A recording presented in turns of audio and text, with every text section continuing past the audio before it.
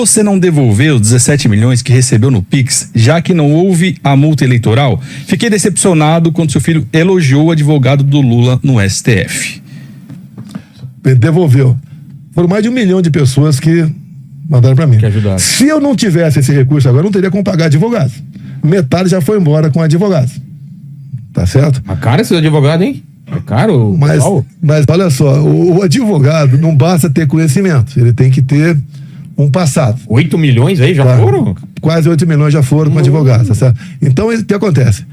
Custa caro isso aí. Não. Agora, o pessoal doou pra mim, já tem pergunta semelhante. Deu o povo. Se botar o povo responder, o cara fala, pode tomar em caldo de cana. Não tem que devolver nada, não. Antes de prosseguir, eu quero pedir a você que acompanha o blog da Cidadania que se inscreva no canal, deixe seu like, compartilhe esse vídeo e considere fazer uma doação para o blog da Cidadania. E o blog da Cidadania está lutando para sobreviver, para comprar novos equipamentos, para poder se manter. O que acontece? Eu não tenho uma grande estrutura, então eu fico repetindo alguns vídeos, pelo menos por uns 4, 5 dias, porque eu não posso fazer vídeo todo dia. Você já viu o vídeo? Pula, tem gente que não viu.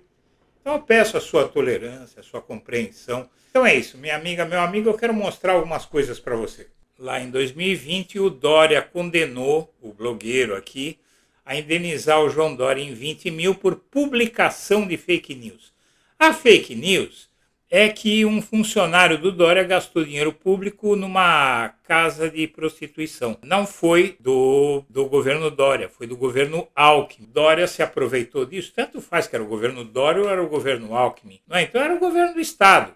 Mas essa condenação de 20 mil eu recorri, e aí eu não sei como o Dória conseguiu aumentar isso para 50 mil, e eu não tenho conseguido pagar. Foi em 2010. Dizia o Instituto Census e o Instituto Vox Populi, diziam que Serra e Dilma estavam empatados.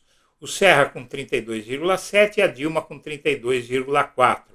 A margem de erro da pesquisa era de 2,2%. Isso no dia 13 de abril. Sai a pesquisa Datafolha no dia 17 de abril e diz que o Serra tinha 10 pontos na frente da Dilma. Fui procurar 3 estatísticos, os 3 me disseram que tinha algo errado nessa pesquisa, que a diferença era muito grande para uma pesquisa só com 2 candidatos num período idêntico. Eu fui à Procuradoria-Geral Eleitoral, MSM era o movimento do Sem Mídia que eu fundei, era uma ONG. E eu representei a Procuradoria-Geral Eleitoral e a Procuradoria-Geral Eleitoral mandou a Polícia Federal abrir uma investigação. E aí, esse é o site vermelho do PCdoB, Vitória do Sem Mídia, Justiça e Polícia Federal investigarão as pesquisas. Sabe o que aconteceu? Olha só, alguns dias depois, o Datafolha convergiu para o resultado que o Census e o Vox Populi estavam dando lá atrás. Então vamos lá. Muito obrigado, senhoras e senhores, eu agradeço a atenção e deixo meu abraço para todo mundo.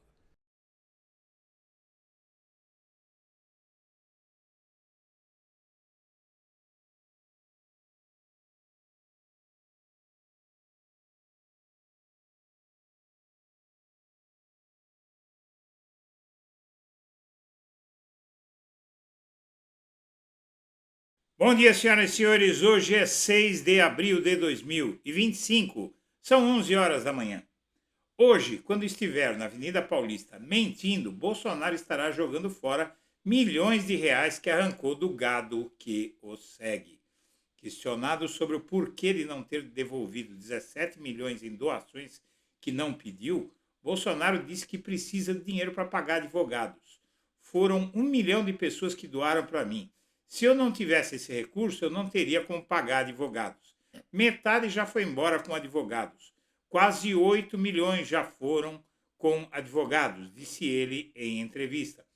De fato, a Polícia Federal encontrou 2 comprovantes de transferências bancárias do ex-presidente Jair Bolsonaro com pagamentos milionários a seus advogados. Cada um tinha um valor de R$ 3.383.331,45. Detalhe nos 45 centavos. totalizando 6,8 milhões em despesas de honorários.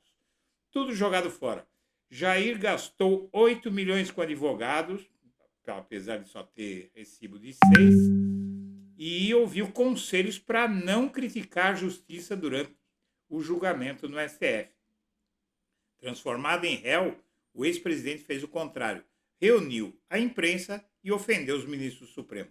Os advogados milionários, porém, tampouco estão ajudando. Usaram vários pedidos que o STF já havia recusado muitas vezes. Agora, o foco principal deles é anular a delação do Mauro Cid, já que a investigação das vacinas forneceu provas que sustentaram a denúncia aceita pelo Supremo, a qual tornou Bolsonaro e outras 7 pessoas réis. Em fevereiro, a ministra Carmen Lúcia rejeitou um outro pedido da defesa do ex-presidente Jair Bolsonaro para anular a investigação sobre uma suposta fraude no cartão de vacina e a delação de Mauro Cid. E não funcionou. E os advogados multimilionários insistem porque não há mais o que fazer. As provas fornecidas por Mauro Cid deram filhotes.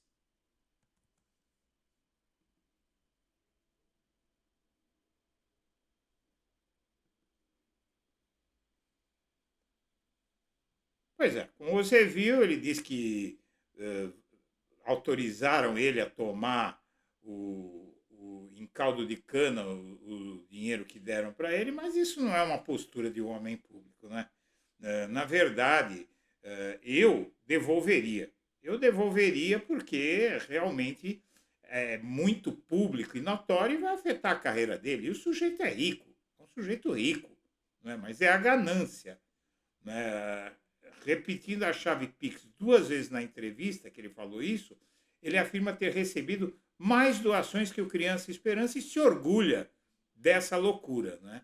Mas o fato é que Bolsonaro tinha no cofre recibo de depósito de 6,8 milhões de advogados.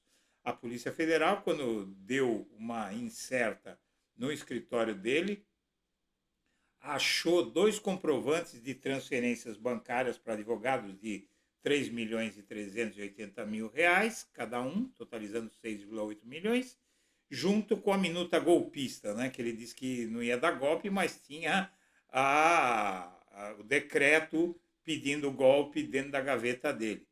Seja como for, o Bolsonaro repete tática que o levou à derrota em 2022 nesse julgamento do STF. O Bolsonaro gastou 8 milhões com advogado e ouviu conselhos dos advogados para não criticar a justiça durante o julgamento no STF. Transformado em réu, ele fez o contrário, reuniu a imprensa e ofendeu os ministros. A atitude dele repete o que aconteceu na eleição de 2022. Seja na corrida eleitoral, seja no julgamento no STF, existe uma bipolaridade entre os aliados que cercam o ex-presidente. São 2 alas divergentes de advogados. Uma ala é o do Celso Vilardi, um advogado renomado, né, defendeu empreiteira no mensalão, um advogado caríssimo. E o outro é um maluco aí, o Cunha Bueno, que é monarquista, quer instalar a monarquia no Brasil, é um bolsonarista fanático e apoia os ataques aos ministros. Então, até para compor a defesa, ele compôs a defesa com 2 advogados divergentes e está dando essa porcaria que você tem visto. Mas o fato é que o arquivamento do caso das vacinas é a última tentativa dos advogados do Bolsonaro, porque no primeiro dia do julgamento da denúncia da PGR, foram rejeitados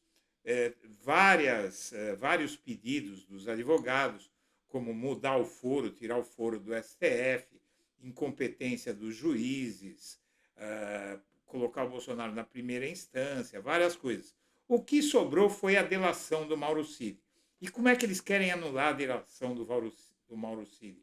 Como o PGR e o Moraes arquivaram a denúncia da falsificação de cartão de vacina e o Mauro Cid deu todas as provas que estão sendo usadas no processo, quando ele foi preso em maio de 2023 por ter falsificado o cartão de vacina, eles querem também anular as provas que derivaram da investigação dos cartões de vacina. Mas aí não pode, porque as provas elas tratam de outros assuntos, não tratam do cartão de vacina. E aí eles tentaram, inclusive, chamar isso de pesca probatória, que em inglês é fishing expedition, que seria você investigar alguma coisa para ver se acha qualquer coisa contra a pessoa, e não foi isso. Estavam investigando um fato concreto e acharam outras provas, provas de tentativa de golpe, de plano para matar o Lula, etc, etc. Então aí, e a Carmen Lúcia já tinha rejeitado lá atrás anular a investigação do Mauro Cid por causa da questão da vacina. Ela fez isso em fevereiro. E agora esses advogados caríssimos aí tentam derrubar a delação de Mauro Cid, mas não ameniza os problemas deles, porque essa matéria da revista Veja, que saiu ontem, ela explica bem. O acordo do Mauro Cid prevê que serão mantidas, se por alguma razão, as provas serão mantidas, se por alguma razão a colaboração foi interrompida pela Justiça. Então a estratégia das defesas do Bolsonaro e do Braga Neto de bombardear o acordo de delação premiada do Mauro Cid tem pouca validade na definição do destino que o STF pretende dar ao Bolsonaro e ao Braga Neto. Réus por golpe de Estado e tentativa de abolição do Estado Democrático de Direito, ambos se apegam ao vai e vem das versões de Cid e no desabafo revelado pela Veja, que o Mauro Cid, a Veja publicou uns áudios em que o Mauro Cid dizia que ele foi alterado o que ele disse, que colocaram coisa no processo que ele não tinha dito. O Moraes chamou o Mauro Cid e disse, você está negando, então vamos anular sua delação. Aí o Mauro Cid voltou atrás, disse que ele estava cantando de galo ali, deu umas desculpas ali e assumiu que... Até porque todas as oitivas do Mauro Cid pelos investigadores e até pelo Alexandre Moraes foi tudo gravado. Tem tudo áudio e vídeo mostrando o processo inteirinho. Então, quer dizer, não tem o que falar. Então aí o Bolsonaro contratou esses advogados caríssimos, de milhões e milhões de reais, para fazer o que qualquer outro advogado poderia fazer para ele, e o dinheiro desonesto é assim, fácil vem, fácil vai. Senhoras e senhores, eu agradeço a atenção e deixo meu abraço para todo mundo.